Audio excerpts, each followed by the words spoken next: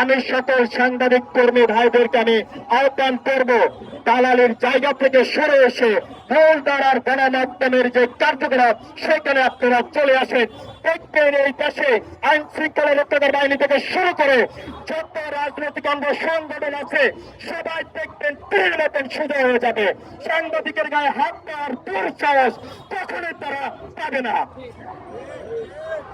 আমি সর্বশেষ একটি কথা বলবো, আপনারা যারা আছে ডিজিটাল প্ল্যাটফর্মে কাজ করে, মাল্টিমিডিয়া রিপোর্টার যারা আছেন, তাদেরকে বিভিন্ন ভাবে অনেকে বলে যে বোঝো, আপনারা সাথে সাথে তাদেরকে কোশ্চেন করবেন যে বোঝো কি। আপনারা যদি আপনাদেরকে যদি বলে বোঝো, কি বলবেন যে আপনারা অ্যানালগ, তার মানে আপনারা বহু অভিযোগে আপনারা পড়ে আছেন।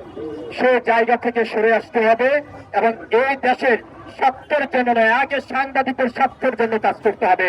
সেই স্বার্থ হবে কোন সাংবাদিকের উপরে যদি কোন ধরনের হামলা হয় সেটা খুব দ্রুত সময়ের ভিতরে বিচারের কার্যক্রম শেষ করতে হবে, এরপরে হলো বাকি ব্যবস্থা।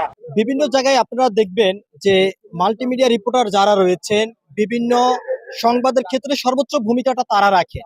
সর্বশেষ এই সমাজে অবহেলিত অবস্থা কিন্তু দাঁড়িয়ে পড়ে।